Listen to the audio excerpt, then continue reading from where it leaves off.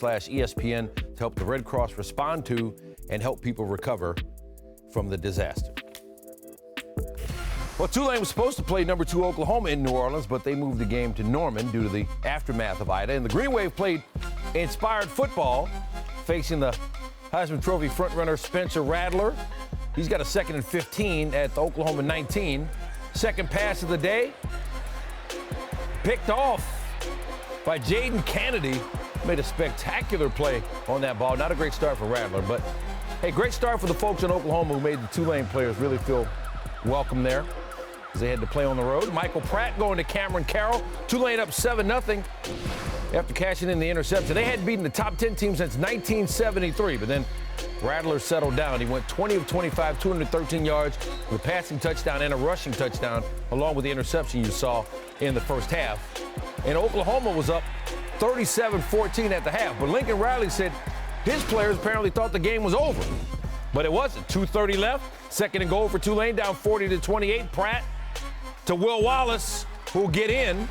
It's 40-35, just over 2 minutes to play. So they're going to try the onside kick.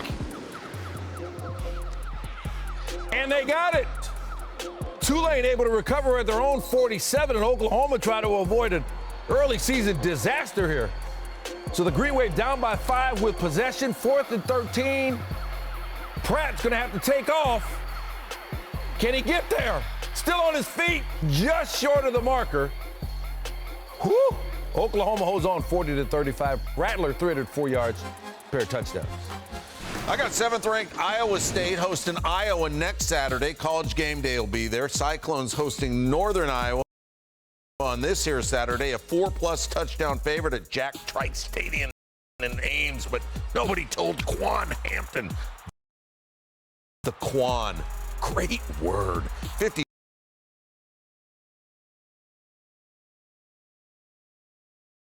52-yard touchdown from Will McElvain right there. NIU has a history of playing well here. They beat Matt Campbell in 2016. His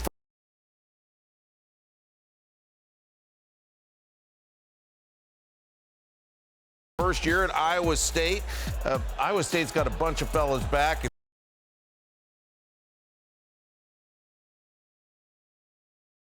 If you follow them, you know Brock Purdy, Joe Skate's unable. Flag down.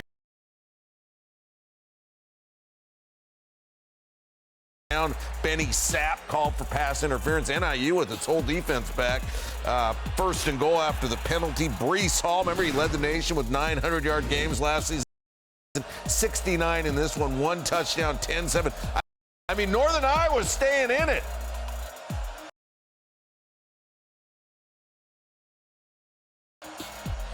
And now they're out of it. McElvain picked off. Datron Young, McElvain, 2 picks. Iowa State holds on after a slow start, something they're kind of known for early in the season. They win at 16-10.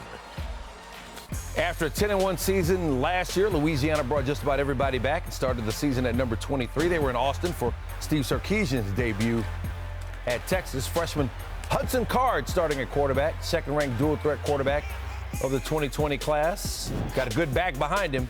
Bijan Robinson, he has the best Heisman odds among non-quarterbacks. 3rd and 4. He can get out there and catch it as well. Gets in for the touchdown. He had 103 rushing yards, 73 receiving yards, and a pair of touchdowns. Second quarter, 3rd and 12 for Card under pressure. He's going to find Jordan Whittington. He had 7 catches, 113 yards, and a touchdown. First down there. Later in the drive, now 3rd and goal. Card to Cade Brewer, his tight end in traffic. 14-play drive for Texas. They were up 14-6 at the half. 3rd quarter now. Texas up 21-12. 3rd and goal. Card. Hook him. He was 14 of 21, 224 yards, pair of touchdowns. Texas wins 38-18. This was the 16th time that Texas opened up its season against a ranked opponent, and their 20-point win on Saturday was their largest in any of those games. Steve Sarkisian won his debut and has now reeled off 6 straight wins in season openers as a head coach, going back to his days at Washington. How about some West Coast bias? Giants, a game better than the Dodgers after winning Friday in San Francisco. This one up at San Francisco's park. Great park if you've never been to it. Trey Turner would like to hit one out of the park, or at least over the wall. That off Jay Jackson, his 21st. Dodgers up 1-0. That was the first batter Jackson faced. Still on the top of the first, A.J. Pollock. He's going to shop at the gap. Justin Turner scores. No relation to Trey Turner. They're just teammates. It was 3-0. 4-1, Corey Seager, top 9, no on, no outs. Betty Lou's getting out tonight. His 8th, the Dodgers win at 6-1. They are locked up in a tight one. Oh, Sunday Night Baseball. How about this? The series finale, Dodgers-Giants on ESPN, ESPN Radio, ESPN Deportes, and the ESPN app. It's Bueller against undecided. Our coverage begins at 3 Pacific with baseball tonight. Big news from the U.S. Open on the women's side. Top seed Ash Barty of Australia taking on unseeded American Shelby Rogers, who's never been past the quarters in any Grand Slam. She was also 0-5 all-time against Barty. They split the first 2 sets. Barty with momentum after winning the second, 6-2. First game of the third set. Rogers can't handle the Barty forehand, misses wide. Barty out to the early advantage. Another break point for Barty here. Another heavy forehand that Rogers can't handle. 5-2. Barty not looking good for Rogers, but here she comes. Break point with Barty serving for the match. Barty into the net. So the crowd's starting to get behind Rogers. She's clawing her way back into the match. Barty serving there again at 5-4. Rogers with a perfect lob as Barty comes to the net. Later that game, break point. Barty. Another forehand miss. Rogers building confidence, starting to feel it. It's 5-5 now. Tie break at 5-5. Barty misses yet another forehand. Rogers now has the 2017, and she's the last American woman remaining in the draw. So the top seed at the U.S. Open now, the women's side, hasn't reached the final since Serena Williams in 2014. That 7-year drought is tied for the longest in any major in the Open era. 3 of the last 4 #1 seeds have been eliminated in the 3rd round or earlier.